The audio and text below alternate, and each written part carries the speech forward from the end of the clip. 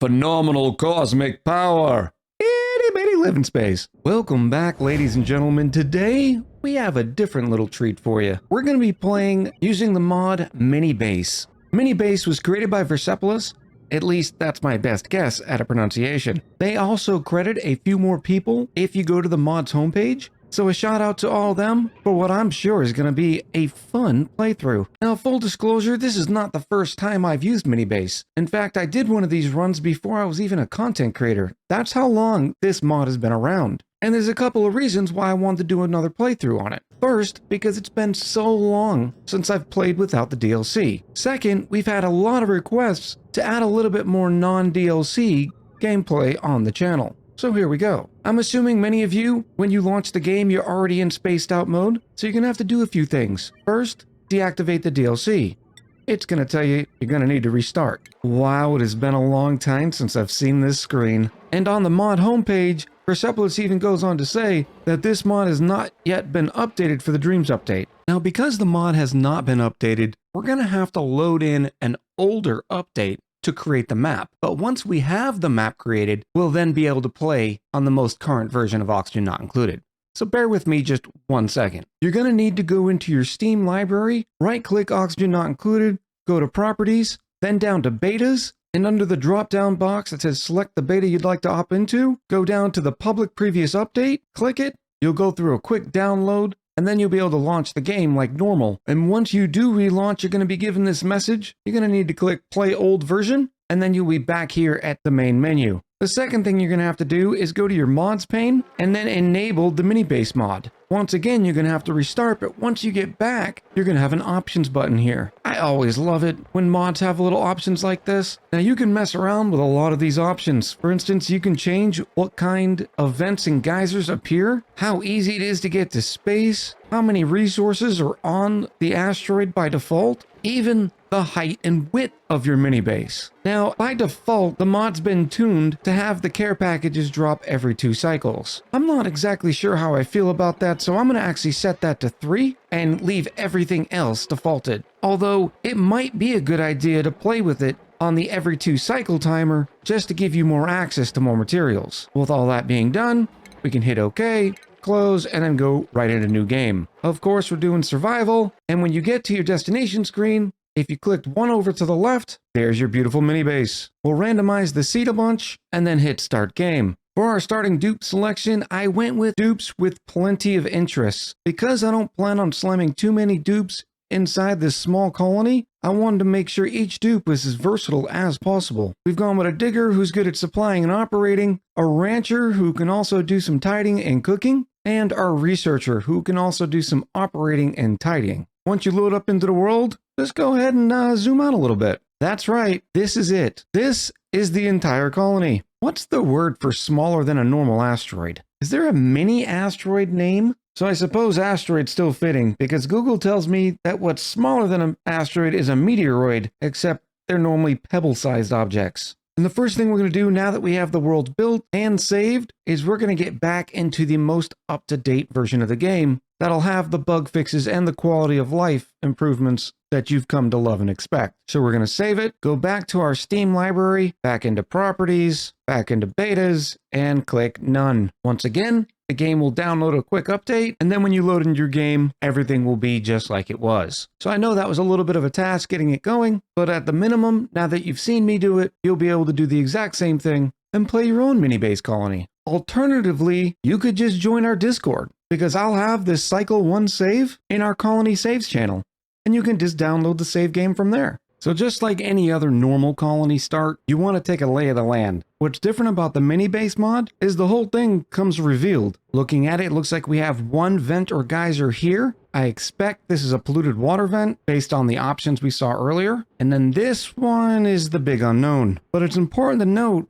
you don't have a lot of water, so you're going to have to get to these geysers fairly quick. I'm also double checking to make sure there's no abyssalite breaks, because that would be very, very bad. You'll notice we have 2 areas on the top that we'll eventually be able to put rockets out of. The rest of it is all neutronium, so you're not going to be able to break through it. We do have some algae on the planet. That's a good sign. So we can run some oxygen diffusers first before we get into the electrolyzer setup. So I think the priorities here are going to be digging to the vents to make sure we know what we're working with so we can plan out the future. Also, getting research online as quick as possible because I have a feeling we're going to need it. We've started on our early digging and we've already found a piece of fossil that we can't dig out yet. So that's staying there for a little bit. Also, we put a couple of tiles here because after this oxalite is used up, this entire water tank would end up splashing down and we're not quite prepared for that yet. Of course, I could open it here and we could make this a little water tank. We're going to use this pond here to supply the water for our first bathroom. Notice that we're only using 2 outhouses and 2 sinks. That's going to be pretty much standard. Without a lot of space, you're sort of going to have to rethink about the way you do things in Oxygen Not Included, because I think you're going to be very surprised how quickly this place fills up. I also think that this first corridor here will be 4 tiles high, but the rest of them are only going to be 3 tiles high to conserve space. We'll use this center corridor for all the buildings that require 4 tiles of height. At least that sounds decent for an opening strategy. We may adapt and change it a little bit later. Taking a survey on the critters that we have naturally on the planetoid is also an important aspect of when you start. Looks like we have a puffed, some shine bugs, even a couple pips, some drecos, and some pacu. So far, I have not found a single hatch. So this is something a little different. For some reason, I don't think I've ever seen it. The pip is hiding behind the mirthleaf seed. Oh, look at that.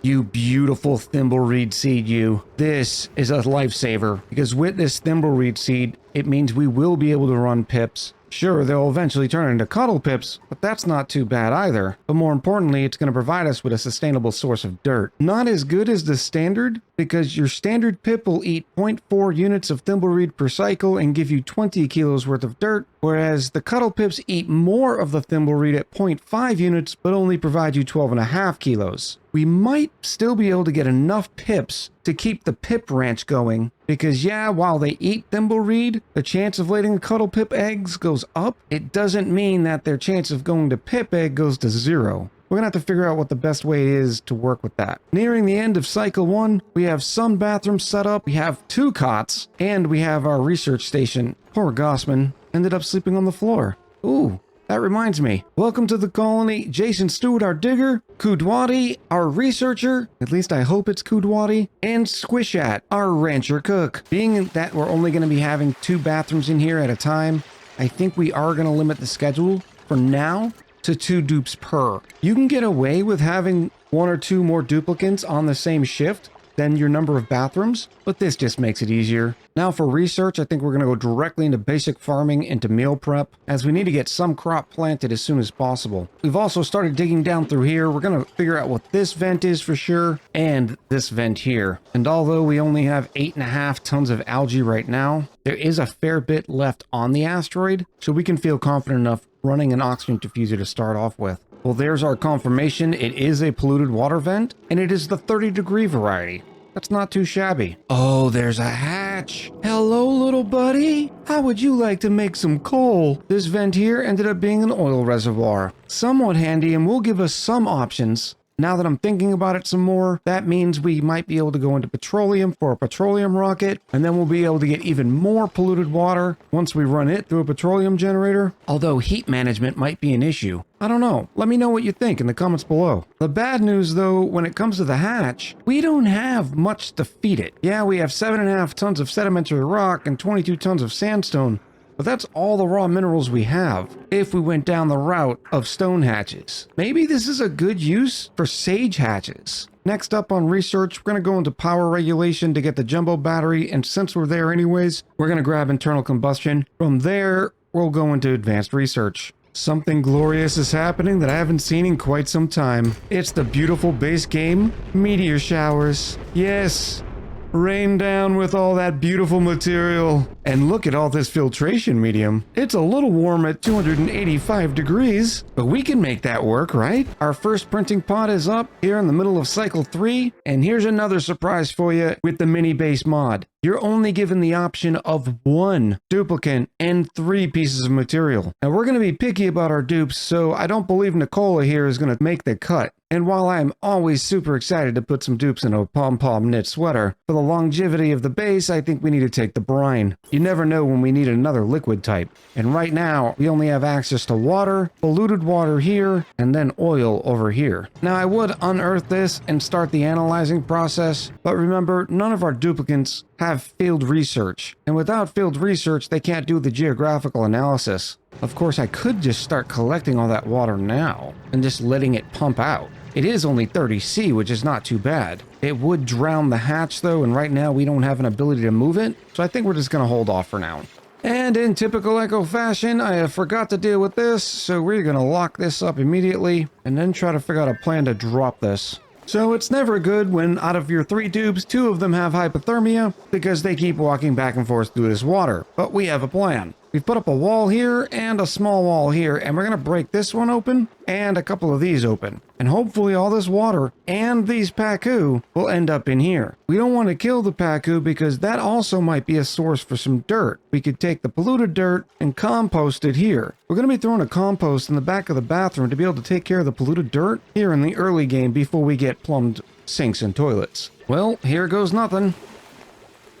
Alright, so we have a small mess. But as long as these tiles of oxygen keep getting out of the way, it looks like we will have enough room. I know I said the next research is going to be advanced computer, but I really need some flower pots because we're making a little cafeteria here. We're moving our ration box down here where hopefully it'll collect a little bit of carbon dioxide. And that way we have room to put a bottle emptier here and eventually a pitcher pump that'll go right here. So I was getting ready to put down a bunch of planter boxes because we're down to about 8,000 calories worth of food. No big deal. We'll plant some beautiful meal lice. And then we realized, well, we don't have many meal lice seeds. Luckily, there is a little bit more muckroot and plenty of buried objects. I'm sure we'll be able to find some more seeds. Hopefully. Not to mention, the pips are doing a great job of planting their own goodies, so we'll make sure we mark them for enable auto harvest.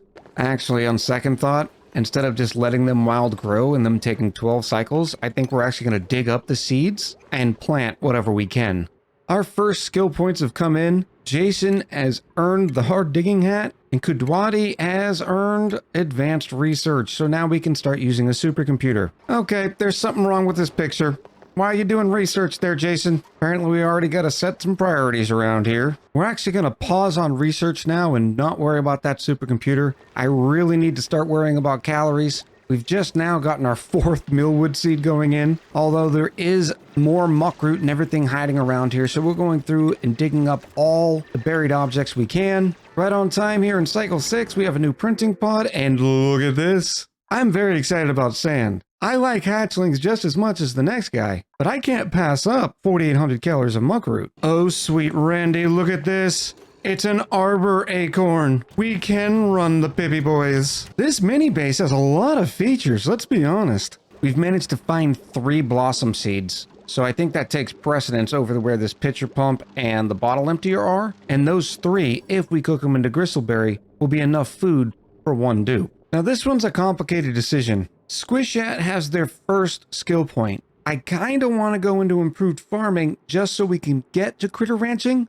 But another part of me is like, we could get grilling going to improve the quality of the food we have. Since I don't really have a plan yet of what we're going to do with our critters, I think we're just going to go straight into cooking. First up, apparently we're going to be able to make a fried mushroom, thanks to those pips for planting the mushrooms early on. How did this cute little baby pacu get all the way over here? I suppose I had already sealed this up when that egg was hatched. Sorry, buddy.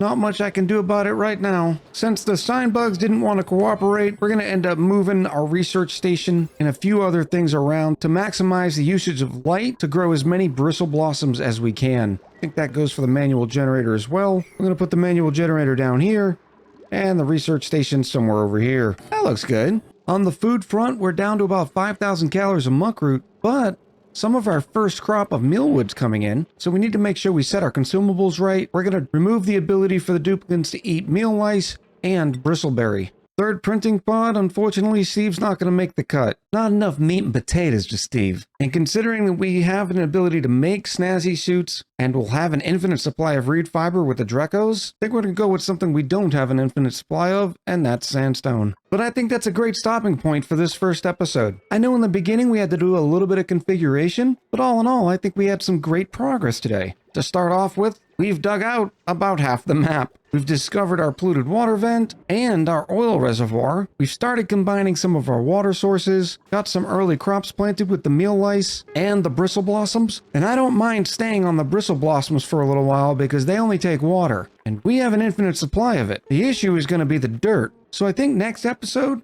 we're going to need to get started on dirt production. But I'm going to see what the community has to say about that. Do you want to run Pacu for polluted dirt? Or should we run Pips, using trees or thimbleweed? Let me know in the comments below. I'm looking forward to hearing what you have to say about this new run. So until next time, I'll talk to you soon.